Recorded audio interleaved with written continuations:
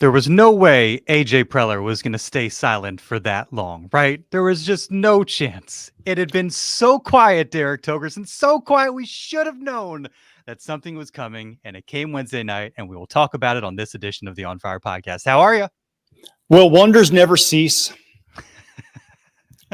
So I couldn't help myself. No, I am suddenly, spring training was kind of like going and it's like, oh, this is nice. We're moving along. There's some promising things happening. And then this shows up and it's like, whoa, it's like, it just jumped into a whole new gear of like, you know what? They just landed in Korea. Dylan Cease is getting there, probably on a private jet somewhere. This is going to be really, really fun now to talk about this podcast. The Padres leveled up. There's no question about it. We wondered if something might come. We wondered often about outfielders and DHs, those types. And you had mentioned Dylan Cease in the past. And again, we will get into all this. But there were kind of some whispers, the Rangers, possibly the Padres in on Dylan Cease Tuesday, yeah. Yankees, of course. And then Wednesday it broke, and they still need an outfielder too. They still need a DH, but now all of a sudden the rotation looks really good. And when your rotation looks really good, your prospects for the season also are often quite promising. And that's the case now for the Padres. So a lot to discuss. Scheduled to be joined by Ryan McGuffy of White Sox Talk podcast, our friends from NBC Sports Chicago, for their perspective and just a little more insight on who the Padres are getting in Dylan Cease. Some important news to pass along for next week, Derek Togerson. Yes. Remember the Tour de OGs from way back when? I remember we were actually on our way to participate in the Tour de OGs, and we got called off because of a certain global pandemic. So it's exactly it's 4 been a years while. ago. Exactly, like 4 years and a couple days ago, which is crazy that you would bring that up. That ended the Tour de OGs for a little while. Whether or not it's a full-blown tour, we will find out. But we do have a stop coming in the coming week, and what better time to do it than on the second of the, I guess, opening days of the Seoul series. Of course, 2 games on Wednesday and on Thursday, and we will discuss both. Thursday, March 21st, 12:30, Mission Valley OGs. Appreciate the fine folks at OGs for all the support of the On Fire podcast and for opening their doors to us and to you as well. I'll have a couple special guests, friends of the podcast, Bernie Wilson of the AP, who we've been promising a beer from OGs, I feel like, for a few years now. So we'll finally be able to make good on that. And then Greg Garcia, a guy who we love, former Padre, will be joining us as well. And what's the over-under on the number of beers Bernie's going to drink during this podcast? During the pod, 2.5. 2.5 seems like a pretty good number. Oh, I got the over. You got the over? That's an easy over. It's easy money. Maybe Vegas needs to adjust the line accordingly. It might be 3.5, 4.5 by the time next Thursday rolls around. So really excited about this. Excited to be out with you and the fans. Excited to talk about real baseball games and to catch up with those guys. And OGs will have some specials for the occasion. They'll have some gift cards to give away. You'll also be able to win some NBC 7 and Telemundo swag while you're out there. So it's going to be a great time. Looking forward to that. And Thursday, March 21st, Mission Valley OGs. We'll get going at 12:30 and certainly hope to see you there. All right, without further ado, the welcome music.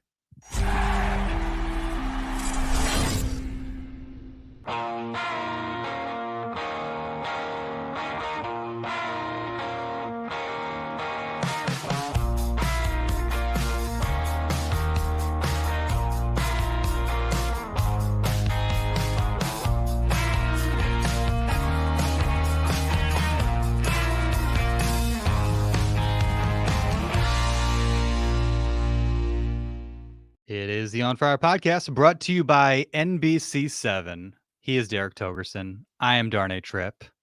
And we are very excited to talk about some real Padres baseball news. We could be talking about Jackson Merrill making the trip to South Korea, Graham Pauley as well, which would be exciting topics, no doubt. I still don't believe we've seen the 31 player travel party. I thought we might have that by now. I figured we might have that by now, but I don't think the Padres, unless I somehow missed something, put that out. The Yeah, we're 26 man close. We're plus the close. 5 extras. Yeah. Yep, they do have. Uh, What's interesting, I actually just put this on NBC7.com/on Friar. They have 31 guys on their active roster right now. But it's not the 31 guys that were going because Graham Pauley and Jackson Merrill are not on it because they do not have to technically be added to the 40-man roster until we get to actual opening day. So my guess is they have 19 pitchers. Mike Schultz said that their traveling party will probably have 17 pitchers. So take 2 of those guys off, Luis Patino, Jeremy Estrada, somebody like that, Adrian Morejon, somebody who's probably not going to be on that on the flight, and give those 2 seats to Maryland and Paulie. Other than that, though, it looks like it's probably pretty close to who is going to be out there right now. yeah. And so, yeah, it's just, there are all these things that I expected you and I to be discussing, a little less than a week. Again, they've touched down in South Korea. I don't know if you have a chance to see on social media some of the clips that they've passed along. Our buddy Bob Scanlon tweeting out pictures of the hotel room and the warm welcome they received, and obviously a lot of excitement in and around Seoul for their arrival, which is very, very cool to see. All great topics to discuss, but I'm happy that we will be spending pretty much all this episode instead talking about Dylan Cease, another Cy Young type arm that joins this Padres rotation and amps up, I think, excitement certainly, and expectations, potential for this team when you have somebody like that to round out a rotation. As we know, you can never have too many arms, and you could maybe kind of piece together with a Brito and a Waldron kind of your top 5. But when you get to bump one of those guys at the end of the rotation, the other to kind of like a long relief role, or somebody who is able to step in case of injury, I think suddenly it looks a whole lot better. Yeah, this is exciting because, I mean, you just look at, you and Joe are obviously your top 2 out of the gate, right? Those are 2 very good guys at the top of your rotation. Michael King might have had the best spring of any of them, and that his stuff is really good. Dylan, if either Michael King or Dylan Cease is your 3rd and 4th starter, guys who would be 1s or 2s in a lot of other rotations, you've suddenly got ridiculous, serious rotation depth. Which is what was the one thing we were worried about, Darnay, this whole offseason? Who's going to eat all these innings that Blake Snell and Michael Wacha and Seth Lugo and Nick Martinez, that they all ate? Well, these are the guys who are going to eat these innings, and they might be even a little bit better as a group in the aggregate than the guys that went out of town. And they're younger and they're less expensive. So it's actually like, I don't know how AJ did it, but damn it, he did it. And all the credit to him, because, man, this is a legitimate rotation. Are they as good as the Dodgers? Probably not. Are they right there in the top 5 of the National League? Absolutely, yes, they are. We got some comments that we'll get to. We shouldn't go any further without actually breaking down, and people know the details, of course, but we will reiterate. Pitching prospects: Drew Thorpe, Jairo Iriarte, who I know you were very high on, and Thorpe, was pitching like a guy just a couple days ago on the TV side of things. I'm like, hey, Thorpe, what was it, 4 scoreless innings, looking like a guy that might arrive a little bit earlier than expected, possibly on the bird out to South Korea. Iriarte, electric stuff. Sam Zavala, outfielder, that was a source of some excitement. Hard to kind of tell where he fit in kind of the matrix with, Merrill, Pauly, Marcy, and then a little bit further down the road with Head and Homer Bush Jr. And then Steven Wilson, who was reliable, missed some time due to injury, but had been really a really good reliever for them the last 2 seasons now, I believe. So I'm curious what you feel about the trade package. I think where I land is I don't feel too strongly either way. Like, I don't necessarily feel like they fleeced the White Sox. I don't necessarily feel like, oh man, I don't know if they gave up too much. I feel like, which means like, I feel like it landed kind of in a comfortable spot for both, if that makes sense to you. Yeah, totally. So I don't know if, I obviously Padres got the best big league player right now. We'll see what happens with these guys down the line. But we've seen these types of trades before. Somebody had mentioned kind of the Blake Snell trade. Luis Patino ended up back with the Padres. The one guy that they've given up in a trade like this that went on to do something that kind of made it sting a little bit is David Bednar. And who saw Yeah. that? You No, know, nobody saw that coming. Exactly. Literally nobody saw that one. Him becoming an elite closer. Yeah, so I feel like they landed in a very comfortable spot in terms of the return, and you know, I had thought a couple days ago, like I don't know about trading for Cease and another one of these types of deals where you kind of thin out your farm a little bit, and are you going to miss some of these guys in a couple years? Is he going to be another guy that just gets rich off of a short, stint with the Padres? We'll see. But I think now that it's said and done, I feel I was kind of torn a couple days ago. Now I feel like okay, this was definitely the right call. Oh, no question. Thorpe.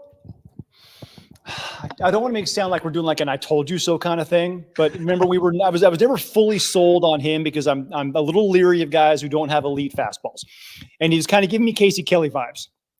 Really good. The minor leagues can get that level of competition out. Not sure he'll be able to be an ace at that level.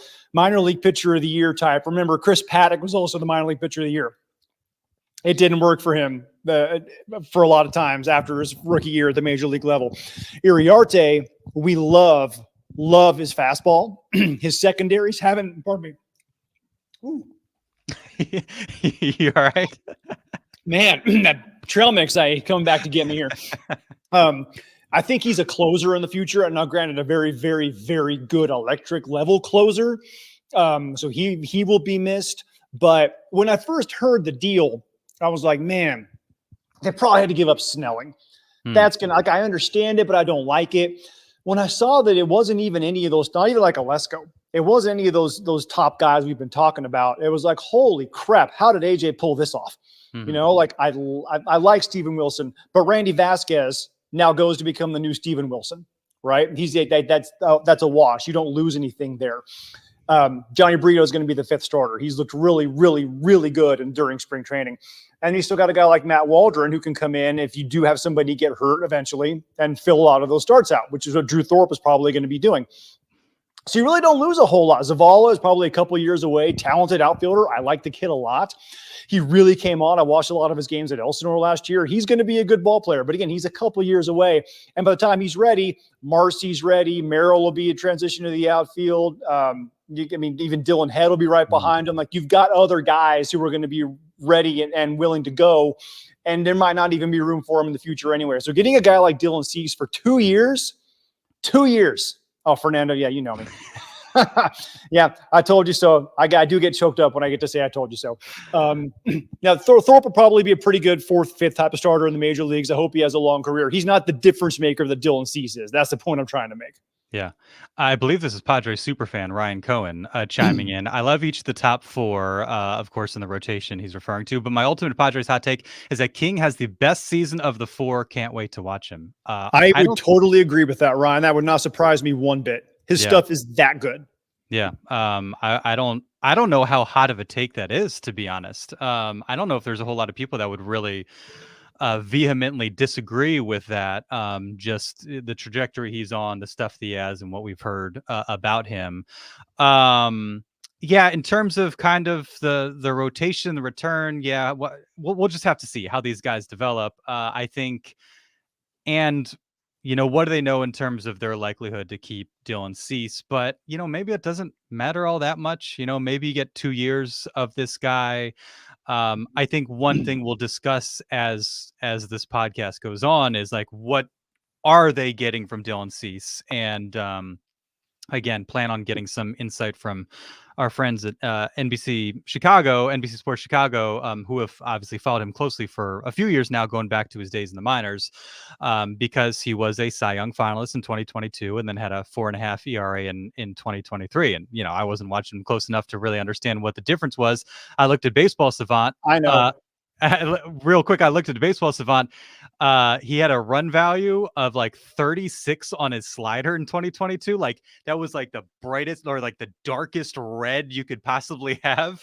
And then it was guys were lining it up last year. And so just from a quick glance, that seemed to be part of the issue. Yeah, you hit the nail on the head, darn it. He lost the feel for the slider. And if you look at the spin rates and the numbers, and now as a member of the American Baseball Biomechanics Society, I can look at these numbers and things and figure this stuff out. His spin rates on a slider last year were nowhere near what they were in 2022. Now, I don't know if it was a release point thing. I don't know if he just lost the feel for it. Any number of things can happen. Getting with Ruben Niebla, I think, will help him get the feel for that pitch back, because the slider is a feel pitch. Also, look at his FIP, fielding independence pitching. It was much lower. The White Sox did not have, and I think Ryan could probably confirm this, the White Sox did not have a great defense last year. So I think a lot of those balls that maybe had been squared up off of Cease that would be outs with the Padres' elite infield defense probably were getting through when it comes to what the White Sox were giving him last year as well. So if you look at the numbers that he actually had are a little bit outliers. Now 2022 was also probably an outlier. It's probably not that good, but he's also not what he looked like in 2023. He's somewhere in the middle, probably closer to like a 3.32 ERA, somewhere in there. Ryan, am I completely off base here? Absolutely not. I mean, the White Sox and defense, man, they do not go together, and that's not just 2023. Like they were just so we're on the same page. I was looking this up when I heard you 26th last year in the majors in defense, and quite frankly, that's about where they've ranked the last 10 years. I went back and looked at this. We talk about defense a lot, and they're talking about it ad nauseum right now as a way to clean up. And it's like, really? Do you know who the top two defensive teams in baseball were last year? The Diamondbacks and Rangers. So it's like not that surprising the team that surprises, like the Diamondbacks, everyone's like, wow, like they caught lightning in a bottle. Well, no, they didn't. Go back and actually go in the weeds and find out why. And to your point about like, was Dylan as bad as he was last year? Probably not. There was a lot of outs that were left out there. He did walk a lot of guys, and he does. That's probably his one. Like if you're going to really hone in on a negative with Dylan, it's sometimes those big innings are because he walks the bases loaded or walks two in a big moment. So, but and it's good to be with you guys, obviously. So I'm glad to be here, and I think you have a gem of a human being, and I think Dylan Cease literally is scratching the surface of what he's going to be in the major leagues. We should give Ryan a formal introduction to the On Fire podcast. Ryan McGuffy, White Sox Talk podcast, part of the team that does great work covering the Sox for NBC Sports Chicago. And I know you were tweeting about him. I caught some of your pod on my way in. You had Jim Callis kind of talking about the return. The sense I got from Callis is kind of what I felt like seems like a pretty fair return. What's the reception been like in Chicago? It's hard to tell at this point. And obviously you guys are dealing with the emotional side more than kind of we are at this point. Yeah, I mean, there was an inevitability to this, right? I mean, we knew Dylan Cease was getting traded at some point, whether it was in this past offseason, in spring training, or at the deadline, I guess, or worst case, next offseason.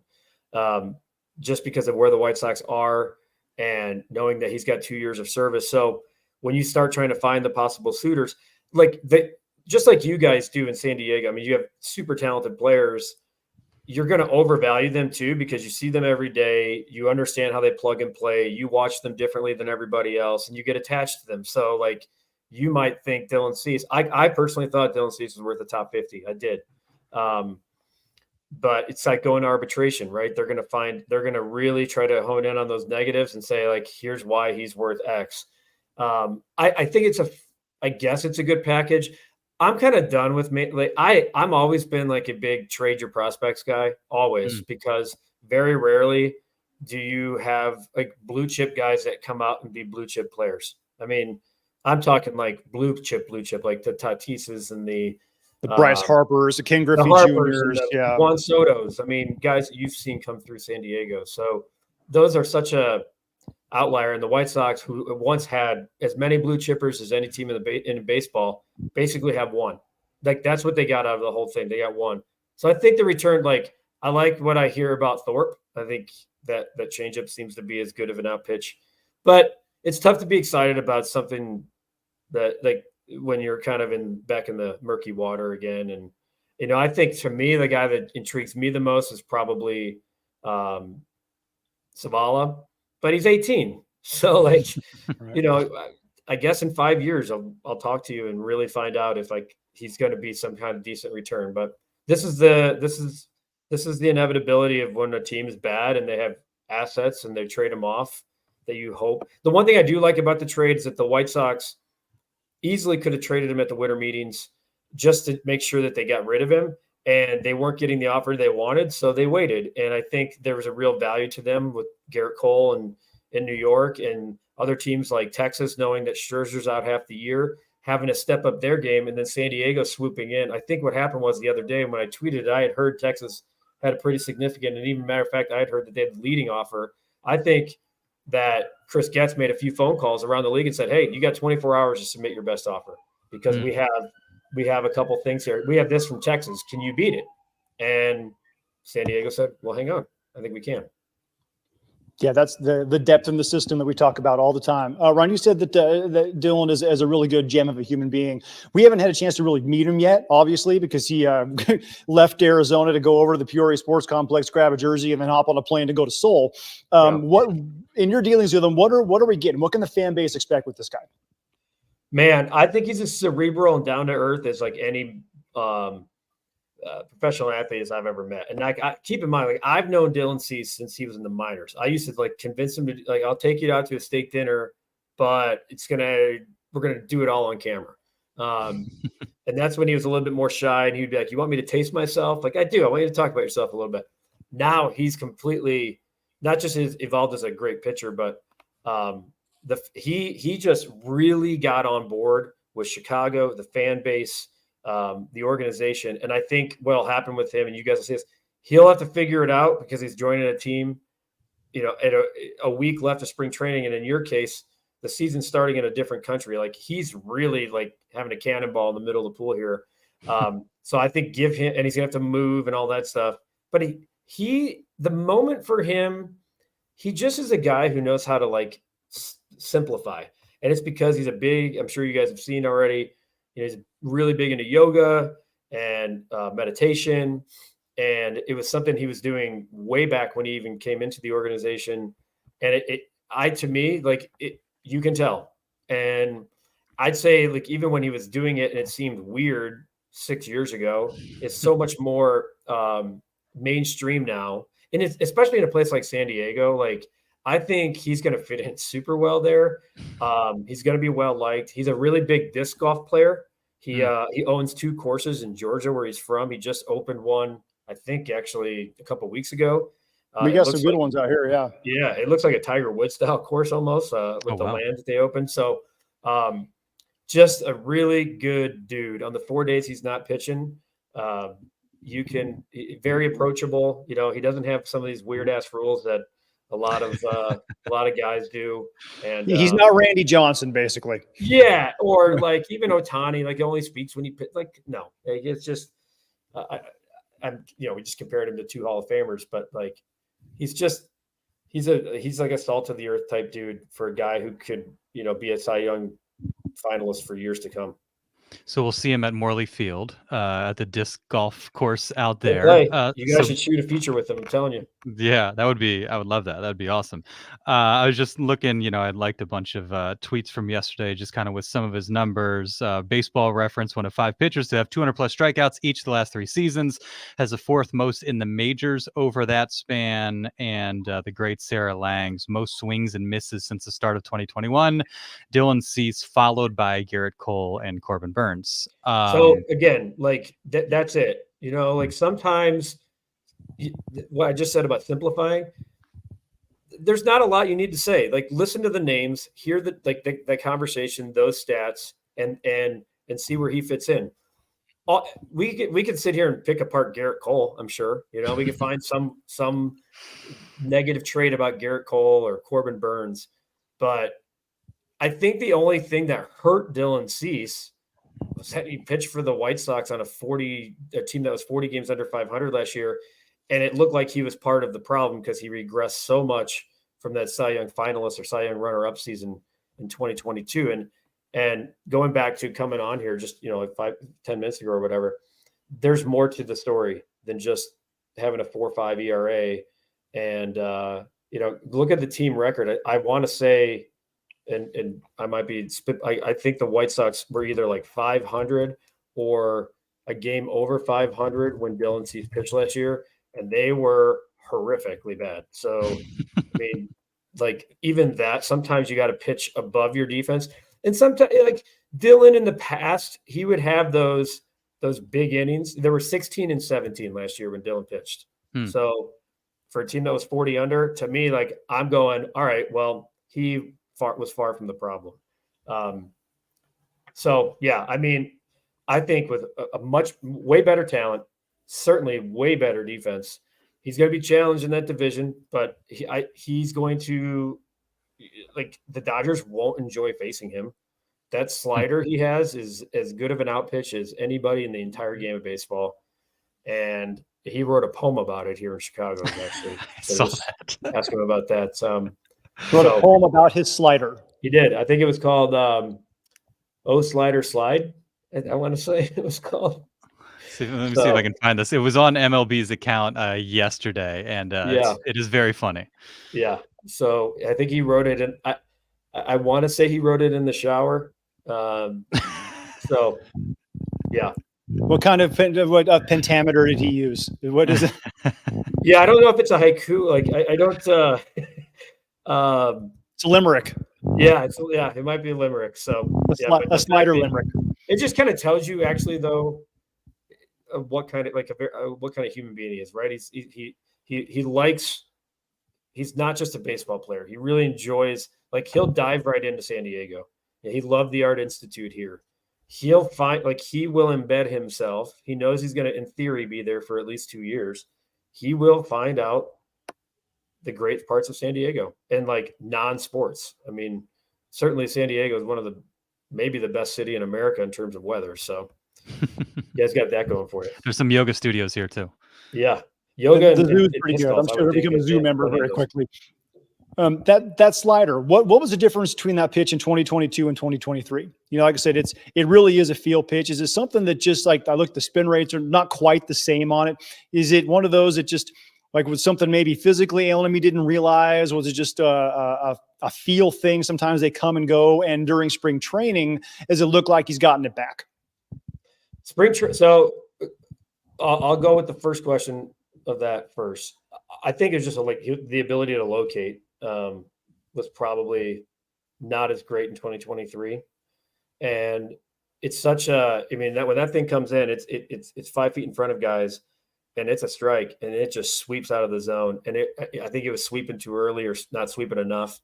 And it was getting him, I don't want to say getting him in trouble at times, but a lot of times in 2022, his confidence to throw that pitch on 3-2 was like Hall of Fame worthy in terms of, like, that guy you shouldn't be throwing that pitch that ends up a ball almost 99% of the time on 3-2 because he was not afraid to throw it.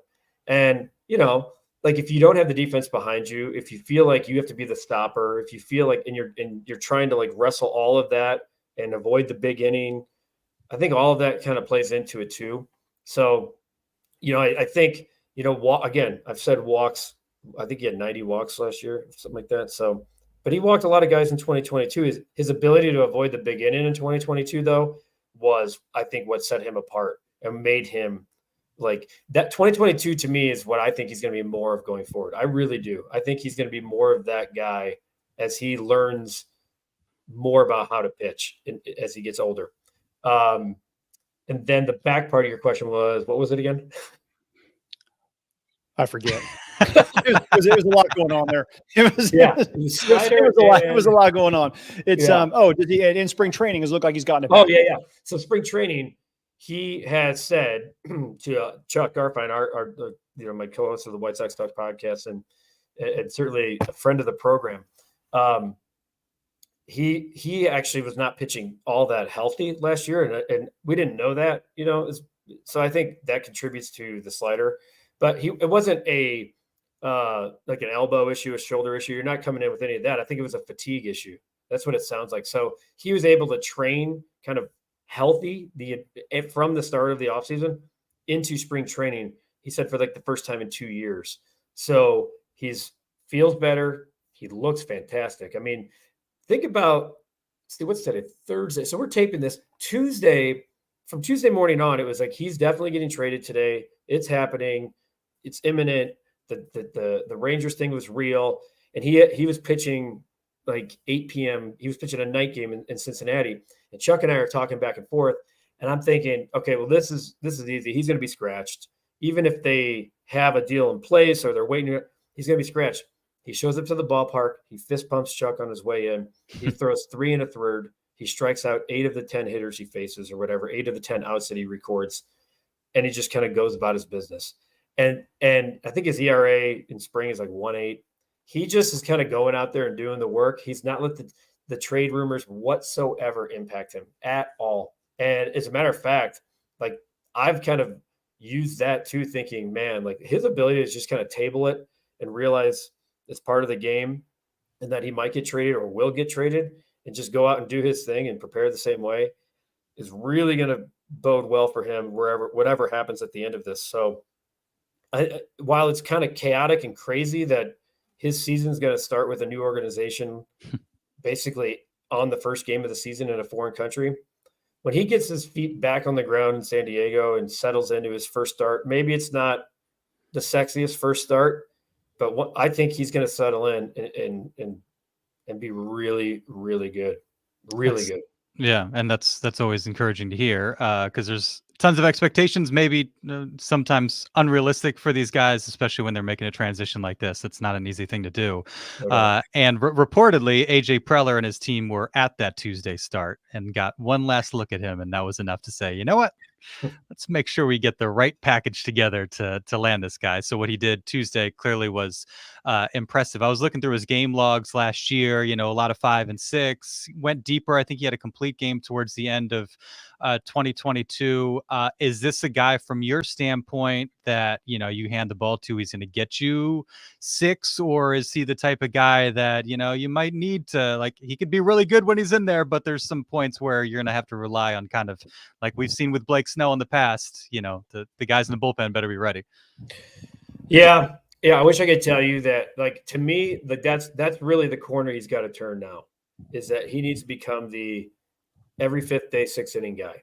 And there's just been, I think it's not, I think it's fair to Dylan to say, like, there just hasn't been a consistent stretch of that outside of 2022 where you feel like you can definitively say he's that guy, because the big inning looms. And the big inning for a lot of guys could be, single, double, homer, double. For him, it's walks. It's just ability to just locate and not let that, walk a guy and move on. And he did that. So that's what he did so well. He'd put a guy on base, boom, 0 in, get the outs.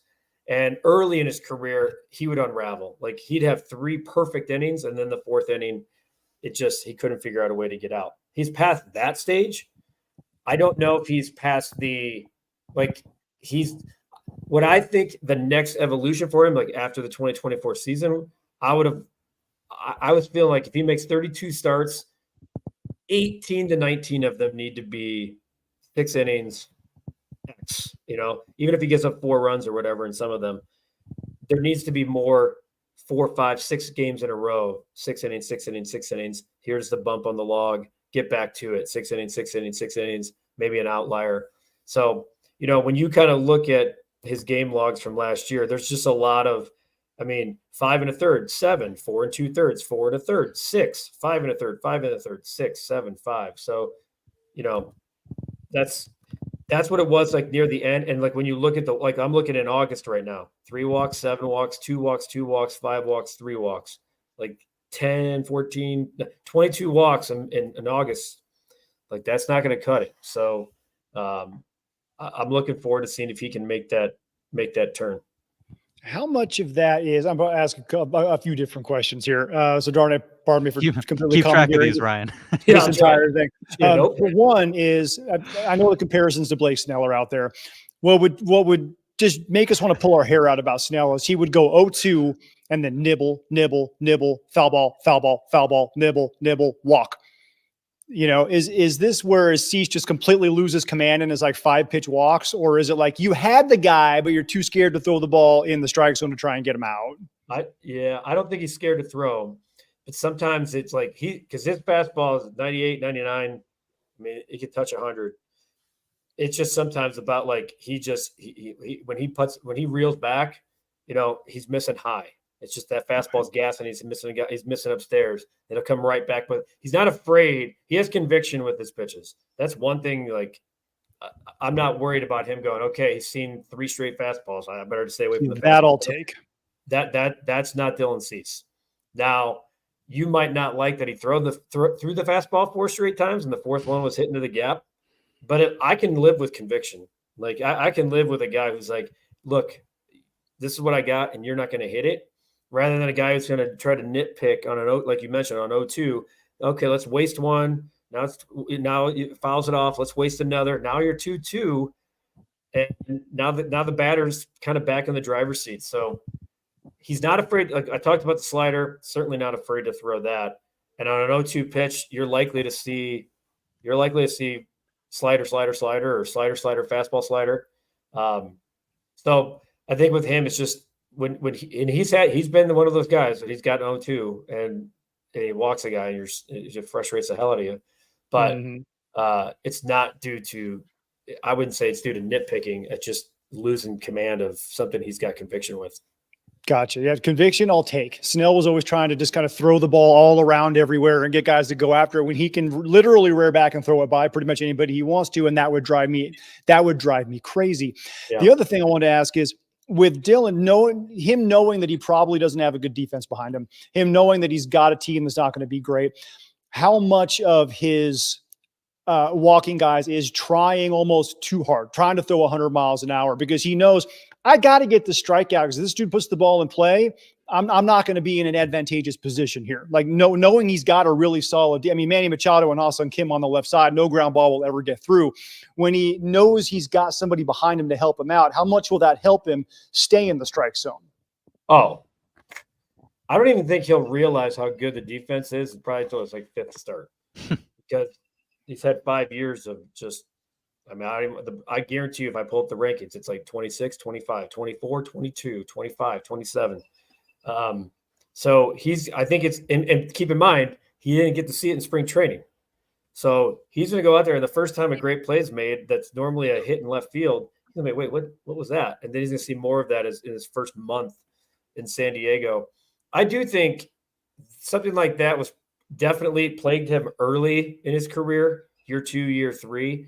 I'd say his ability to kind of move past that and just pitch. And if the guy doesn't make the play, he doesn't make the play. I don't think that stuff really bothered him all that much, but I think we're all human and those guys are, I think people forget that those guys are human too. I think human nature, they have skipped like doubt in the back of their mind, right?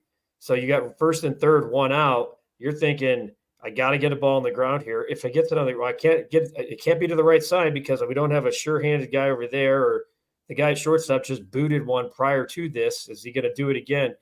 That doubt creeps in all of our heads. And when you're having to be that kind of perfect while you're trying to go out and do your craft, I'm not going to, to me, that's also like no pitcher's going to come out and say that because they're going to say it's excuses.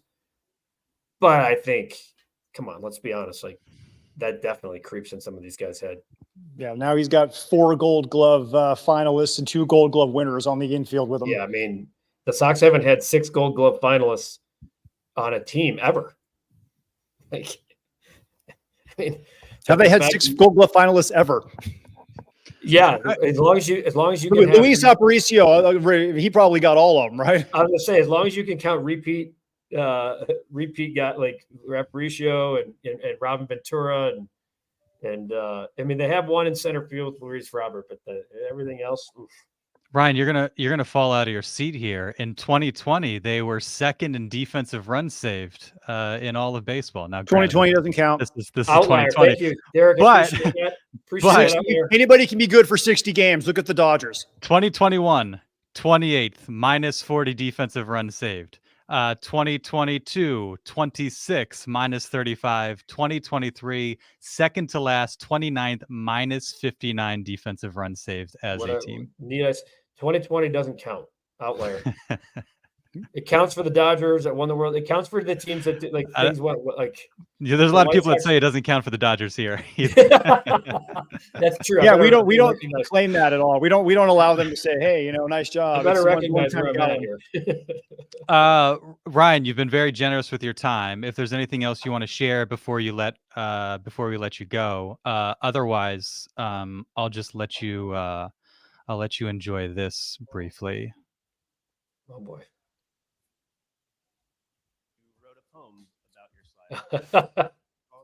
Oh, slider slide. Oh, slider slide. I was in the shower and I was listening to piano music. It just happened in my mind, so I ended up writing it down. That year, the slider was the best pitch in baseball. My slider. Oh, slider slide. Oh, slider slide. Past the batsman, I send my slider to hide. Oh, slider slide. Oh, slider slide. Past the batsman, I send that round cow hide. I don't remember past that. I haven't seen it or read it in probably a year. Well, It was good though. Every line, if you break down every line, it really is like applicable to the slider. There you go. Dylan Waldo Emerson. I like it. Yeah, that's first of all. Before I hop off, the fact that he wrote it, he read it, like publicly said that was the best pitch in baseball that year. Like that's what I'm talking about with conviction. You know what I mean? Was. Like, and he's not wrong. Yeah, not wrong, and not afraid to put himself out there, show vulnerability, maybe show a little bit of something, a little ego, I guess. But to me, that's earned. Mm-hmm. And look, I'll come back on here in a year and say, man, was I way wrong about this if it happens? But I'm going to sniff Dylan. I'm going to start looking at some Dylan Cease props here to see if he can kind of sneak into the National League. And I'm going to start looking at some strikeout props and maybe even throw a flyer on him to win a Cy Young, because he's going to be in a league that he hasn't ever pitched in. Right. I mean, I know these guys now, everybody plays everybody, videos everywhere. Like that's not that big of a deal, but he could come like the NL West, you're seeing you're playing each other 13 times a season. That's a lot of strikeouts against Colorado Rockies. It's a lot of strikeouts against some of these teams. So I'm gonna take a flyer on that. I've spent $10 on worse stuff. I can tell you that. Some insight and some betting advice from Ryan. I like it. Yeah. I will say this though: the guy, Iriarte, I've seen his fastball in person, and it's a weapon. So I think look at him to be a potential closer in the future. I would say, can he locate? That's what I've read about him. His location? Yeah, and his secondaries haven't really come along all that well, but the heater is real. So if he can figure out how to harness that thing, I think you've got a really good back end of the bullpen type of option. And then Thorpe, we'll see what Thorpe turns out to be. And I'll say Steven Wilson is one of my favorite guys in that bullpen because he was always reliable. He'll give you innings. He's been healthy. He's just a good dude. You're getting a really, really good bullpen guy who can do multiple things. I think he's got the stuff to handle the ninth inning, but he'll also come in the fifth inning if you need him. So it's like Steven Wilson is a really nice pickup. Yeah, and I could see Wilson being a guy that they flip at the deadline too, and go younger if he pitches. We know what bullpen in the second half and at the deadline what assets bullpen guys are. So. We'll see. But thanks for letting me come on, guys, and tell you about Dylan Cease and enjoy, because he's literally. I think I tweeted this last night.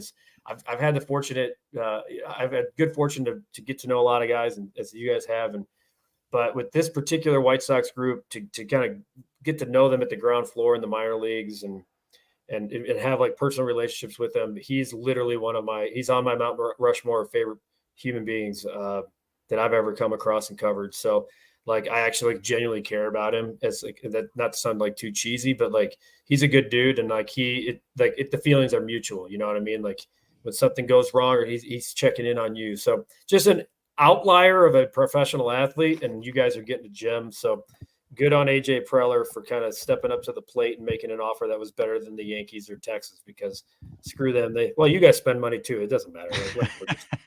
Everyone spends. Rob, we'll see you at Dylan's Poetry Slam here whenever he happens. I look forward to it, guys. Thanks a lot. Appreciate it, Ryan. Yep. So there you go, Derek. I'm glad and you brought it up yourself. But this was going to come up at some point, because people have discussed this. How is everyone going to feel about getting the right-handed Blake Snell?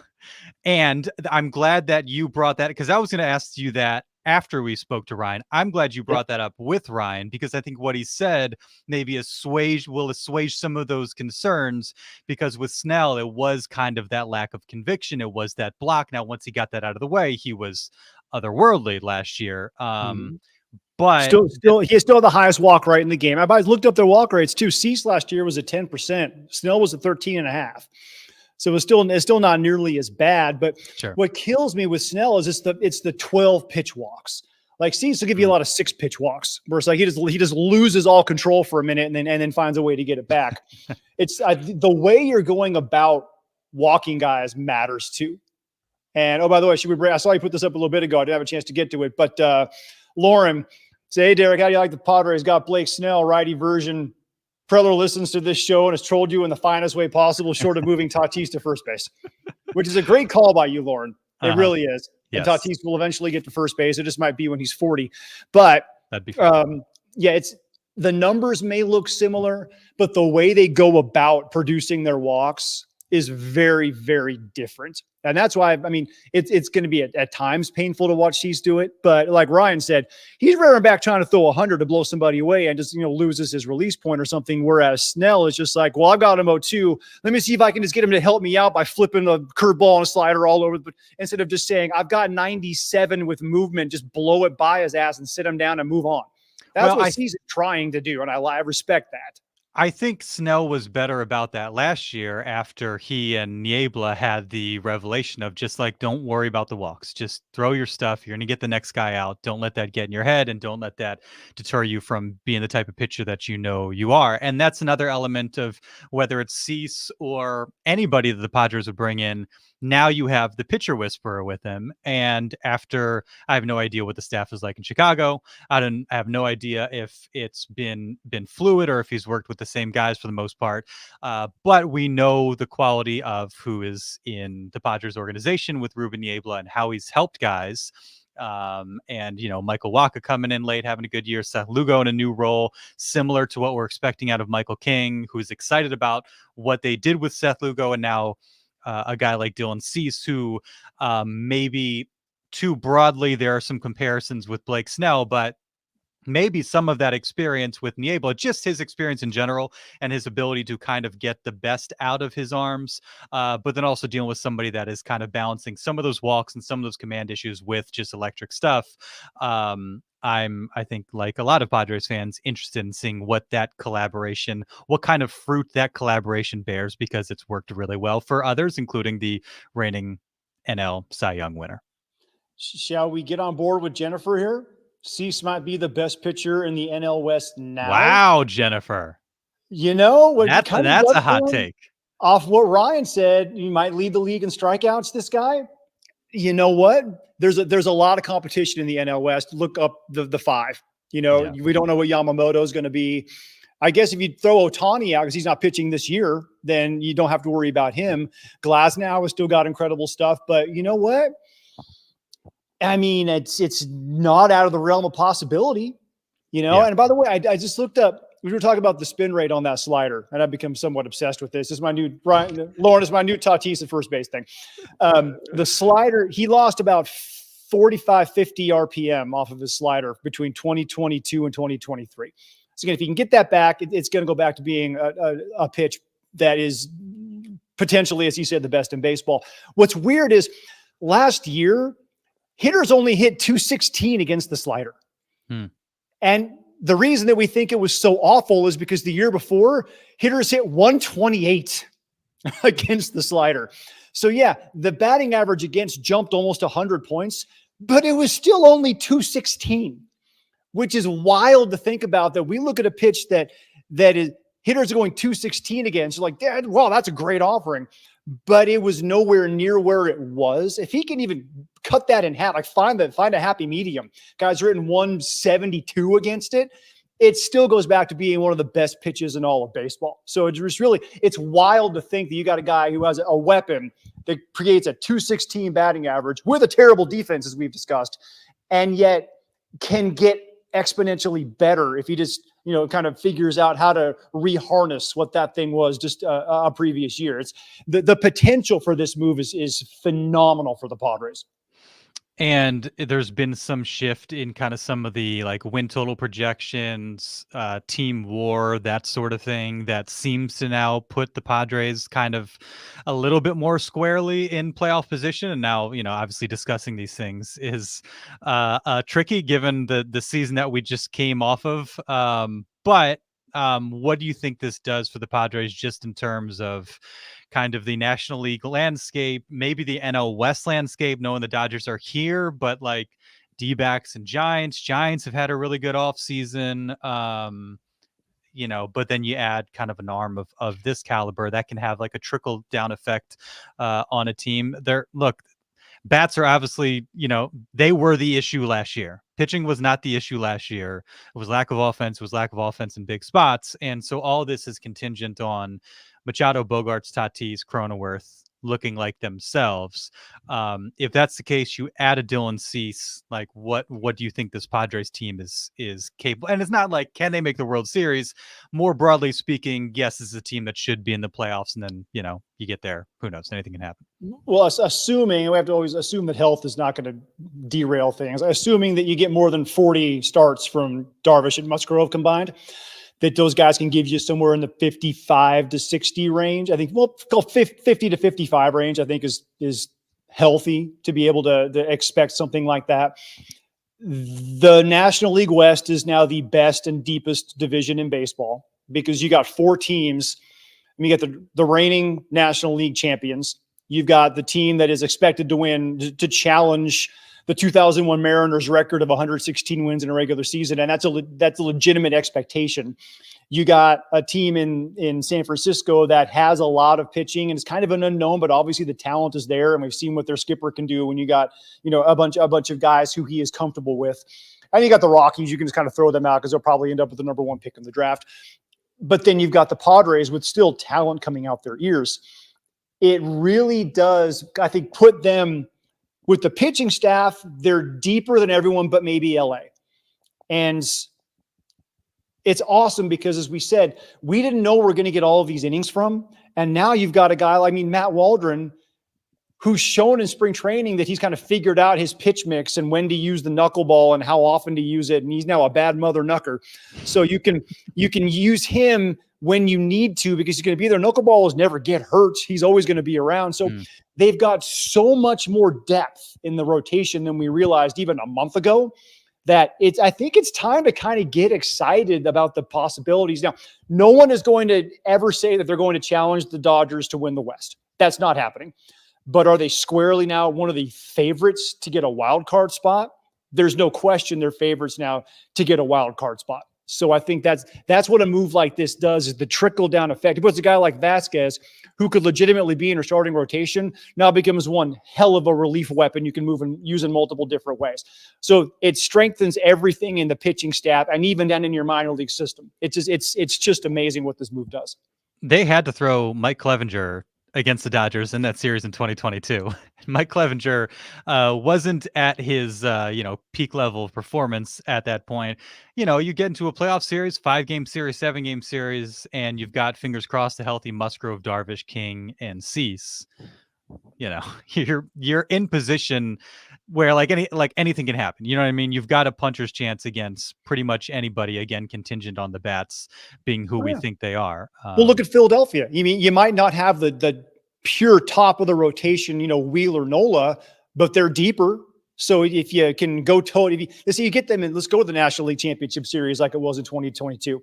You can just go toe to toe with those guys for the first 2. Now you're not Sean Manaea and Mike Clevenger. Now you're 2 legitimate all-star caliber arms coming in after that, whereas Philly didn't have that. Yeah. That's why if you can just get to the playoffs with these guys, the Padres probably have the edge on most of the rest of Major League Baseball. Again, teams like the Dodgers excluded, maybe the Diamondbacks, Gallen, they added Rodriguez. It's like they're really good at the top as well. And then the Braves, Spencer Strider is a different planet. And then they've got depth in that as long as Max Fried is healthy as well. So you can match up throughout the course of a playoff series in ways that most teams can't match up. They are now, I will say this, Darnay, this rotation is now scary good. Yeah. I would tend to agree. And that's somebody who was a little bit lukewarm about the idea of making a trade like this. And I think I'm willing to walk all that back. We've got an Aztec Mountain West tournament game to watch now here in a few minutes. Again, March 21st, a week from today, the day of the second and final Seoul Series game against the Dodgers. OG's Mission Valley, 12:30. Derek will be there. I'll be there. Bernie Wilson, Greg Garcia scheduled to join us. Going to be a great time. So please make it out, hang out with us then and there. And also celebrating episode 300 of the On Friar podcast. This is 299. Really? Who knows? Maybe we'll squeeze one in before the series. Maybe we'll just save it for episode 300 on Thursday.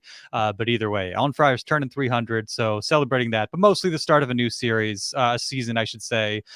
So excited to be with all you and talk some baseball in person. It'll be fun. Well, will we do an emergency podcast when they trade for Randy Arozarena over the weekend? Or Yes. Okay, cool. So that'll actually technically be number 300. That'll be 300 if we do a preseason or before the season pod 301, and maybe OGs will be 302. But either way, we're in the neighborhood somewhere, and more than anything, just a chance to hang out and eat some good food. Maybe enjoy a good beer or a cocktail in your case, Derek, an old fashioned or something like that. Oh yeah, I'm not a beer guy, but an old fashioned sounds really good. Get Burn a hazy IPA, and it's going to be a good old time. So hope that you can join us out there, and appreciate you watching, appreciate you listening, and we will see you next time. Yeah, thanks everybody.